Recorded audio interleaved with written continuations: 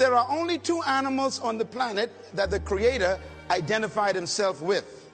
The first one is the eagle. The eagle. And the second animal is the lion. And when I identified those two animals as his favorite to identify himself with, I recognized I better study these two animals, because if he is the leader of the universe and I want to be a leader on earth, I better find out the nature of these animals and also the attitude of these animals. And I discovered that both of them are the kings of their domain.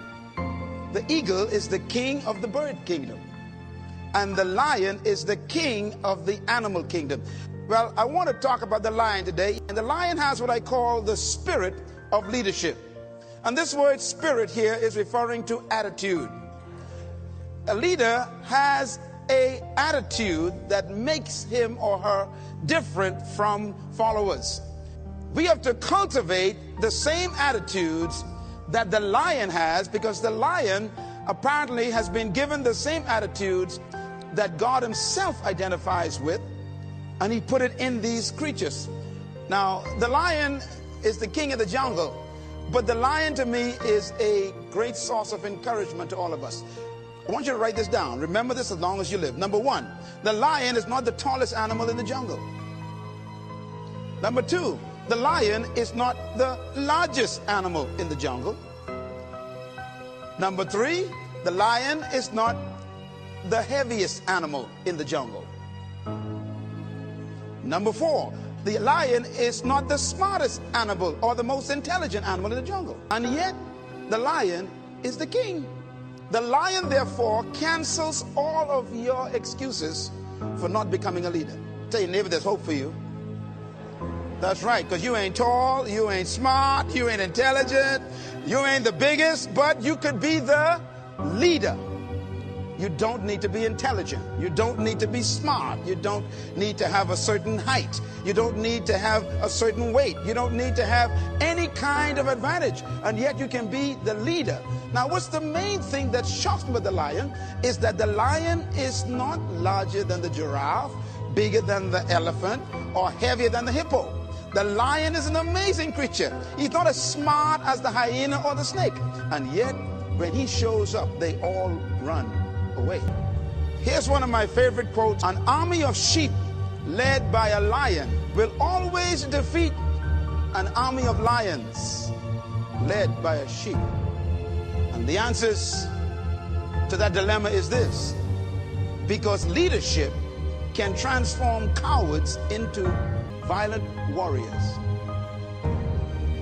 Leadership is that powerful.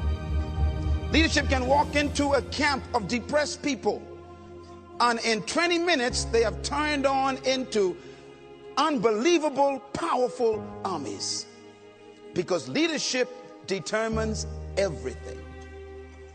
Why would a lion become the king of the jungle when he has all of those limitations? He's not the tallest, not the strongest, not the smartest, not the heaviest, not the most intelligent, but yet he runs things. That's because the lion has something that we need to capture. The lion is the king of the jungle because of one word: attitude. Everybody say attitude. Write it down. Attitude. The lion has a different attitude that makes every animal afraid of him. Now, we don't want to lead by fear, but it does take respect for you to become a leader. When I use the word fear in the jungle, we're talking about respect. The elephant respects the lion. The hyenas respect the lion. The giraffes, they respect the lion. What makes these massive animals respect such a small cat? The attitude is the difference. For example, a lion will see an elephant, and the thing that comes to his mind, one word: lunch.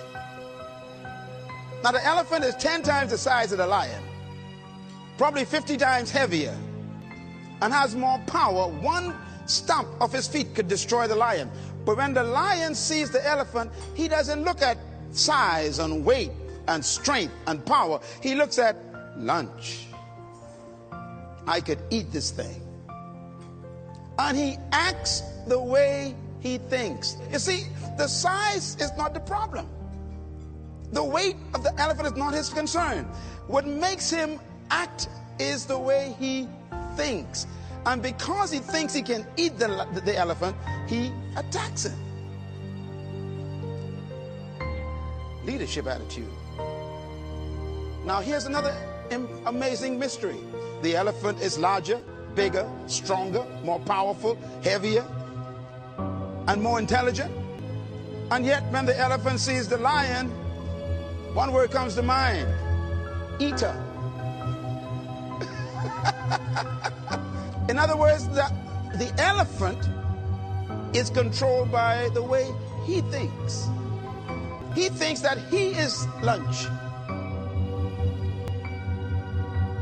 Therefore, his size, his weight, his power, his might, his authority is a victim of the way he thinks. It doesn't matter how big you are, how intelligent you are, how many degrees you get. It's your mind that keeps you small.